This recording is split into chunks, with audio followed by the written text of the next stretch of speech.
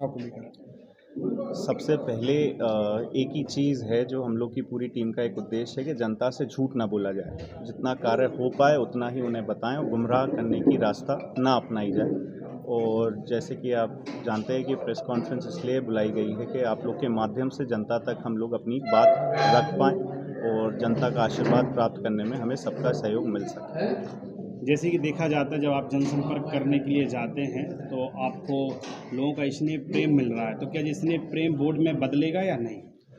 बिल्कुल बदलेगा और इलेक्शन के रूप में ही जा रहे हैं। व्यक्तिगत संबंध जैसे कि मैंने पहले भी कहा अपने अलग हैं और सबका प्यार है और आशीर्वाद है जो मिल रहा है, जो पूर्ण रूप से 3 तारीख को हम लोग के सामने देखने को मिलेगा।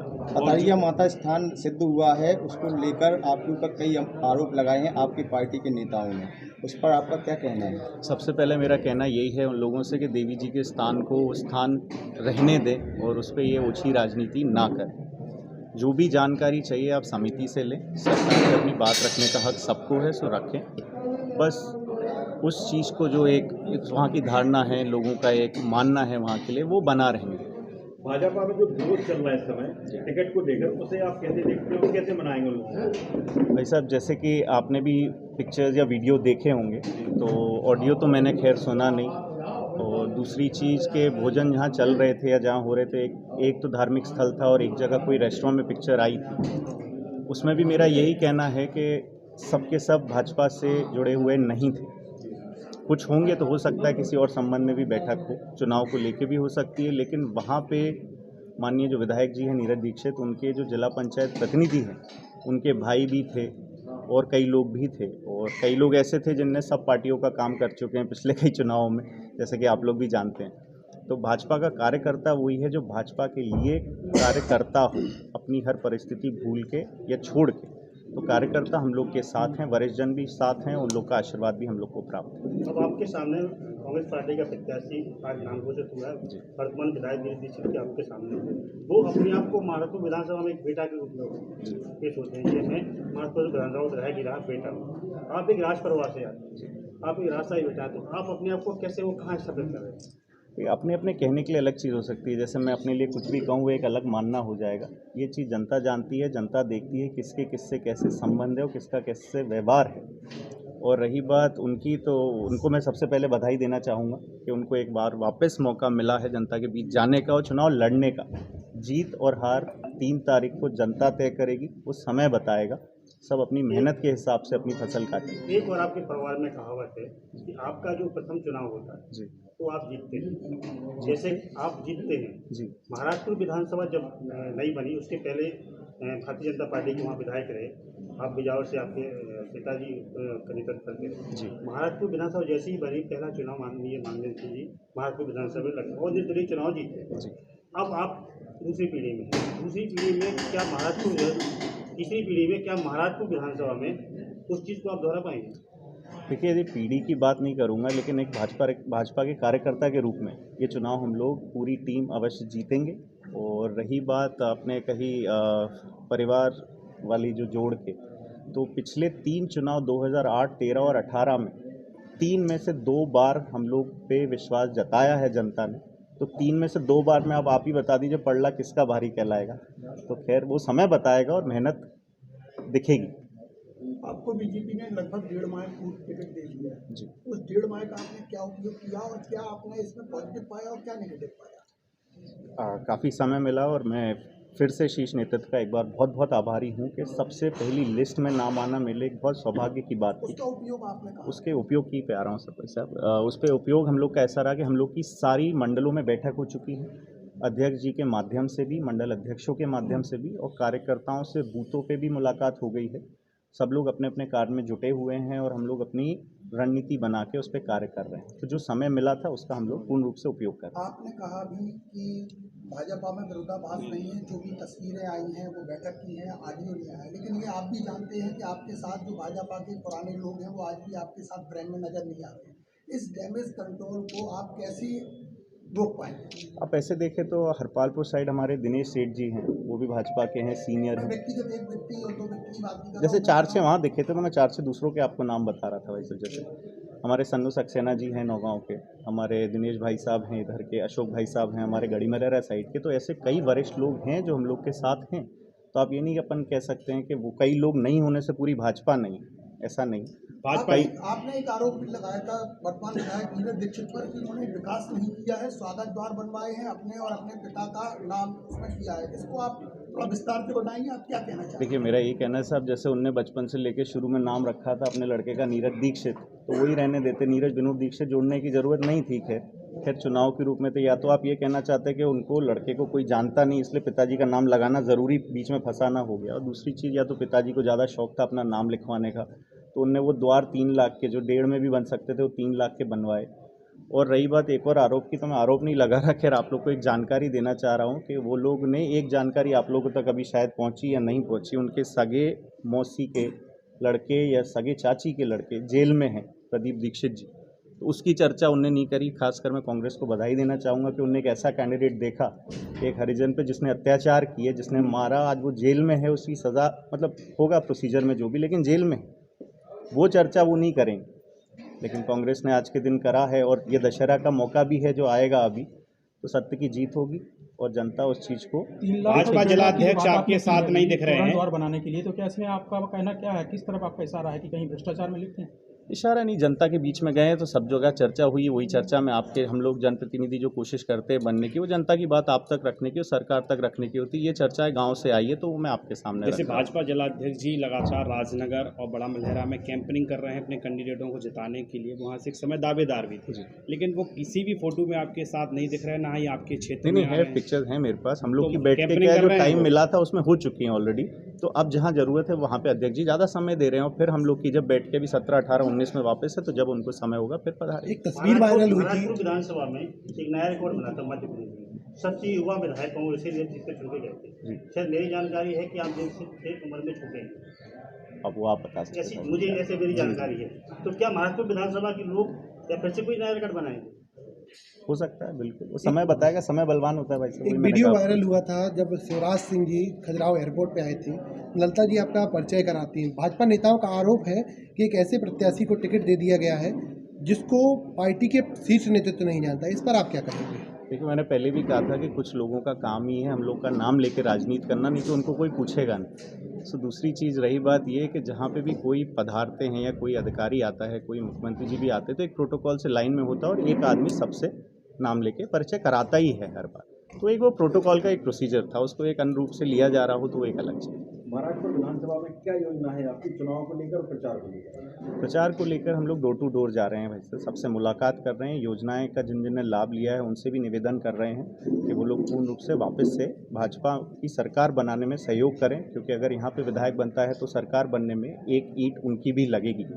तो उस रूप से भी हम लोग को आशीर्वाद मिल रहा है। और दूसरी चीज़ रही बात महाराजपुर क्षेत्र की, तो उसमें 2018 से लेकर 23 तक आपको भी जानकारी होगी, किसी रूप का बड़ा काम नहीं हुआ है, इनने नहीं कराया। जो कराया भाजपा ने ही कराया है। जैसे आपका नेशनल हाईवे हो, मेडिकल कॉलेज का भी काम जो शुरू हो रहा है, सब कुछ है।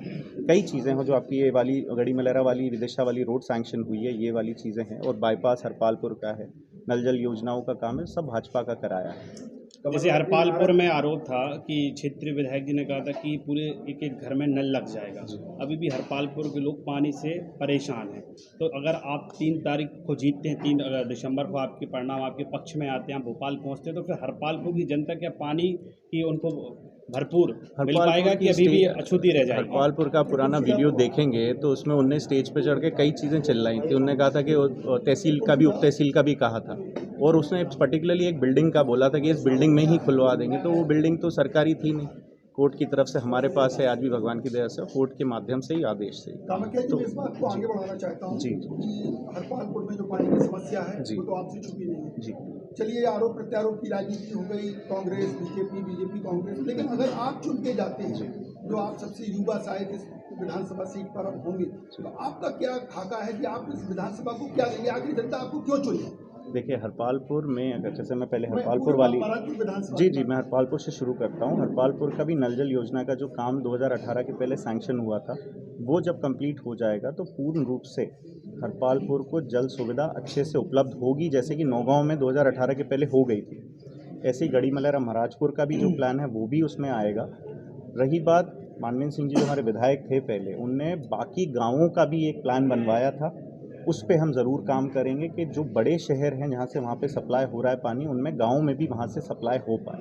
दूसरी चीज़, हरपालपुर में खेल को लेके जो एक बड़ी सुविधा की ज़रूरत है, उस पर भी काम किया जाएगा। और बाकी अन्य क्षेत्र में पूरे में जितनी भी स्कूल की हालत में सुधार आ पाया था 2018 तक, उसके बाद स्कूलों में सैनिटाइजेशन का, शौचालयों का और स्कूल की बिल्डिंगों का और बच्चों के पढ़ाई में जो भी सुविधा उपलब्ध और रूप से सरकार को छोड़ के भी अलग से, हम भी सरकार के हिस्से ही होंगे अगर हुआ तो करके हम लोग वो करना चाहेंगे। और खेल ग्रामों की ग्रामीण स्तरों पे जहाँ पे कई जगह भी बातें आई हैं, लोगों ने बताया कि ग्रामीण क्षेत्रों में खेल सुविधा की उपलब्ध नहीं हो पा रही जगह वगैरह, तो वो लोग ग्रामीण स्तर से लोगों का अपना जब आवेदन लगेगा उस पर सरकार की तरफ से हम लोग नपवा के मूलभूत सुविधाएं और उपलब्ध। सबसे बड़ी समस्या महाराजपुर में क्या नजर है विधानसभा? सबसे बड़ी समस्या, मैं फिर आप कहेंगे फिर आरोप लगा रहा हूँ, पर आरोप नहीं लगा रहा हूँ, क्योंकि नहीं आरोप नहीं लगा रहा सब, क्या मैं जनता की आवाज़ में रखना चाह रहा हूँ, बात रखना चाह रहा हूँ। उसमें ये रहा कि जैसे हमारे विधायक जी हैं वो रहते छतरपुर है, उनके उर्दमाऊ गाँव जाके मैंने उस दिन गाँव गया तो मैंने कई फ़ोटोज़ भी खींची राजनीति के लिए नहीं, पर देखने के लिए कि उनके गाँव के स्वयं के क्या हाल है। इतना तो फंड होगा कि अपने गाँव के ही हाल सुधार लेते, महाराजपुर तो दूसरी बात। आज भी वही होगा। मैं आप लोग के माध्यम से ये बात जनता तक रखूँगा कि फिर वो जनता के बीच निकलेंगे तो सिर्फ झूठी बातें ही करेंगे। जिसने जो बोला कहता ये हो जाएगा, हर चीज़ में हाँ बोलने की बात आएगी, लेकिन हम लोग का ये रहा है कि जो सही चीज़ है वो जनता तक हम रखें, गुमराह ना करें, क्योंकि हम लोग को यहीं रहना है तो जनता से झूठ बोलने का कोई सवाल नहीं हो। युवाओं के लिए और किसानों के लिए क्या योजना रही? किसानों को आज भी मुआवजा नहीं मिल पाता। सरकार आपकी भारतीय जनता पार्टी की मध्य प्रदेश में रही है, केंद्र में अभी है ही, किसान अभी भी परेशान है मुआवजा से। युवाओं के लिए कोई रोज़गार नहीं है, लोग गांव छोड़ रहे हैं। अगर आप जीत के भोपाल पहुंचते तो इन तीन पे क्या रणनीति रहेगी? देखिए, जैसे कि बड़े शहरों में भी कई चीज़ें होती हैं, ज़्यादा बड़ा हिस्सा एक रोज़गार का व्यापारी वर्ग भी होता है। हम लोग के यहाँ जितनी मिल्स हैं, चीज़ें हैं, उसमें रोज़गार है लोगों के पास। व्यापारियों के संग बैठ के और चर्चाएं होंगी, जैसे कि मैंने पहले भी आपके इंटरव्यू में कहा कि अपन लोग उनसे चर्चा करेंगे और जो चीज़ें वो शुरू कर पाएंगे उसमें रोज़गार दिलाने की लोकल लोगों को प्राथमिकता दी जाएगी। जी। हरपालपुर में ईदगाह को लेकर कुछ विवाद है, वहाँ पे रोड डाली गई, पूरी नहीं डल पाई, विधायक ने उसमें घोषणा की थी, क्या है इस मसले को आप कहाँ देखते हैं? वही उसी जगह वापस देखता हूँ साहब कि जहाँ पे इनने झूठे वादे ही किए, जो अगर इनके साथ खड़े रहे, उनके साथ भी खड़े नहीं उतरे तो जनता के संग खड़े उतरने का कोई सवाल ही नहीं उठता। और दूसरी चीज़, क्षेत्र में जाएंगे तो समस्याएं दिखेंगी। उनने नौगांव में भी जो घर लिया, सरकारी घर अलॉट कराने की ज़रूरत नहीं थी, बट कराया। पदयात्रा करके पूरे गांव में घूमते हैं, डोर टू डोर घूमते हैं। फोटो देखें, वीडियो देखें, बात अलग है सर। ग्राउंड लेवल पे अपन अगर देखें, हम ग्राउंड लेवल की बात कर रहे हैं, हम लोग क्षेत्र में जा रहे हैं तो जो समस्याएं सामने आ रही हैं, अगर होता इतना तो लोग शिकायत नहीं कर रहे होते कि ये वादा कर गए थे, ये बात रख गए थे। तो वो चीज़ को सामना करने की हिम्मत नहीं, इसलिए गाँव में नहीं जाते, तो पदयात्रा अपनी जगह चलती रहती है। टिकट के बाद ही आप क्षेत्र में दिखे हैं, टिकट के पहले आप उतना क्षेत्र में नहीं दिखते थे, दूरियां बनाते थे, इसका क्या कारण था? जनता का आरोप है आप पे। दूरियां नहीं बनाते, जनता का आरोप नहीं, आप ये गलत कह रहे हैं। कुछ जनता लोगों ने ये सवाल जरूर उठाया था कि जब टिकट हो गया तब आप कुछ गाँव में दिख रहे हैं। लोगों ने ये सवाल ज़रूर उठाया था। मेरा एक निर्धारित क्षेत्र था जिला पंचायत का, तो मैं उस क्षेत्र में ही अपने कार्य कर रहा था, कैथोकर से लेके इमलिया, इस कोने में, या रगौली लें या गररौली लें। अब मैं ज़बरदस्ती अपना क्षेत्र छोड़ के दूसरे के क्षेत्र में तो इंटरफेयर करता नहीं। जैसे माननीय मानवेंद्र सिंह जी विधायक थे, तो एक तरीका होता है उस चीज़ का, वो पार्टी पदों पे थे, वो वहाँ मीटिंगों में जाते थे। अब वो दोनों जन जाने का कोई सवाल तो बनता नहीं, लेकिन हाँ, जहाँ भी पार्टी के कार्य हुए, मीटिंग हुई, रैलीज हुई, प्रोग्राम्स हुए, उसमें हम लोगों ने पीछे से पूरे कार्यकर्ताओं के साथ में टीम के संग काम। जनता ने कहा कि इससे आपके पिताजी भंवर राजा साहब को नहीं चुना, लेकिन फिर भी आपको 5 साल लोगों को कहना था इन्हें ग्राउंड पे रहना चाहिए था। बिल्कुल रहे, वहाँ से आप कहीं ना कहीं दूर नजर आए। बिल्कुल नहीं। आपने अगर पिक्चर्स नहीं देखी हो, फोटो नहीं देखी हो, तो वो बात दूसरी। पिक्चर फोटो नहीं, जनता का आरोप है कई लोगों। कौन सी जनता? आप बताएं मेरे को वीडियो या फोटो। बताता हूँ। भाजपा के कुछ लोगों का कहना था कि जब टिकट मिली है उस समय कामाख्या प्रताप जी के पास सक्रिय सदस्यता भी नहीं थी भाजपा की, इस पर आप क्या कहेंगे? मैं जिला पंचायत सदस्य बना, और जो अध्यक्ष जी हमारे बने थे राजेश प्रजापति जी, वो कौन सी पार्टी से बने थे आप बताइए? सक्रिय सदस्यता नहीं। मैं वही इसी पे आ रहा हूँ, आप बताइए कौन सी पार्टी से बने थे? भाजपा से बने थे। हम लोगों ने उनको अध्यक्ष चुना, तो मेरी सदस्यता जब हुई तभी तो मैं उस पार्टी का सदस्य था, कई समितियों में था, शिक्षा समिति में था, तो मेरे को वो लोग कहाँ से कोई करता अगर अंदर में अगर सदस्य नहीं होता। ये तो बातें हैं लोगों की। पलायन की स्थिति है, उस पर आप क्या देखते हैं? पलायन की स्थिति की चर्चा हो रही थी ऐसा, जैसे कि वही है कि व्यापारियों से बात करके और उनके जब बड़े काम और भी शुरू हों और युवाएं जो अपने लिए भी कुछ कार्य शुरू करना चाहेंगे उसमें हम लोग का पूर्ण योगदान होगा, उनको एक मार्गदर्शन देने की कोशिश रहेगी जिससे वो अपना काम भी शुरू करें। विधायक के द्वारा सुरक्षा अनुदान राशि दी जाती है जी, जिनको ज़रूरतमंदों को हो या बीमारी, उसमें अभी जो इनकम टैक्स पेड है उनको भी दी गई है, इसको कैसे देखते हैं? करोड़ों रुपए का घोटाला है महाराष्ट्र में। मेरा इस पे आपसे यही निवेदन है कि आप लोग इस चीज़ को भी बढ़ चढ़ के आप लोग भी जनता को थोड़ा समझाएं, आप लोग भी उस चीज़ की बात रखें, क्योंकि हम लोग के टाइम जब मानवीय सिंह जी विधायक थे तो ये स्वेच्छा अनुदान जिसकी शादी में ज़रूरत हो, बच्चों की पढ़ाई के लिए ज़रूरत हो, जिसके माताजी पिताजी ना हो उनके पढ़ाई में ज़रूरत हो और बीमारी मानसाज के लिए उसमें इस्तेमाल करी गई, जिनकी स्थिति सही नहीं थी, ना कि अपने किसी लोगों को खुश करने के लिए। दी तो गई है लेकिन वो उनने दिया, आपको उनसे सवाल करना चाहिए। बहुत अच्छी बात है, आज टिकट मिल रहा है, खैर आपकी मुलाकात हो तो आप उनसे ये सवाल ज़रूर करिएगा। अगर आप विधायक बनते हैं तो पहली प्राथमिकता क्या होगी पूरी विधानसभा में? मेरी प्राथमिकता यही होगी कि एक अच्छा माहौल रहे, भय का माहौल ना हो, गुंडागर्दी ना हो, और दूसरी चीज़ कि जो स्वच्छ छवि के लोग हैं वो बढ़ चढ़ के समाज में सामने आएँ, वो हम लोग को सुझाव भी दें और बाकी कार्य में हम लोग को साथ में आपने बढ़ चढ़ के गुंडागर्दी की हिस्सा लें। बात की है। कई थाना क्षेत्रों में देखे जाते हैं कि जो वर्तमान विधायक हैं, उनके लोग बैठे हुए हैं और वो थाने चला रहे हैं। जी, इस पर अगर आप विधायक बने तो क्या स्थिति यही रहेगी या फिर कानून व्यवस्था सही होगी? स्थिति जो 2018 के पहले हम लोग की टीम की रही है उसी प्रकार से और या उससे बेहतर ही होगी। मैंने आपको वही बताया कि उनके सगे मौसी या चाचा के लड़के अभी जेल में हैं जिनने एक हरिजन को पीटा था। तो ये सवाल उनसे ज़रूर बनता है और जनता भी उनसे पूछना चाहिए, और जहाँ जहाँ जो उनने वादे किए उस पर सवाल जनता ज़रूर करेगी। महाराजपुर क्षेत्र में आपकी पार्टी के जो सदस्य हैं वो भी आप पे थोड़ा सा नाराज़गी जाहिर कर रहे हैं, ऐसा क्या है? नाराज़गी नहीं सर, सबने अपनी अपनी जगह टिकट का आवेदन दिया। उस समय आपकी जन आशीर्वाद यात्रा थी, उस समय महाराजपुर के खुद जो आपके कार्यकर्ता हैं पार्टी के वो आपके मंच पर नज़र नहीं आए। महाराजपुर के कार्यकर्ता, हमारे महाराजपुर के मंडल अध्यक्ष यहाँ हैं, पूरी टीम यहाँ थी, भगवान की दया से लोगों के सहयोग से बहुत अच्छे से वो प्रोग्राम हुआ। आपके भारतीय जनता पार्टी से जुड़े हुए हैं तो वो कुछ कारणवश बाहर होंगे तो नहीं दिखे होंगे। खैर आप तो आगे आज चुनाव आने वाला, आप बिल्कुल दिखेंगे, क्या आपकी बिल्कुल। राय रहेगी? खैर उनसे यही निवेदन है कि बढ़ चढ़ के पार्टी का सहयोग करें और भाजपा की सरकार फिर से मध्य प्रदेश में बनाने में सहयोग करें। कमलनाथ जी बार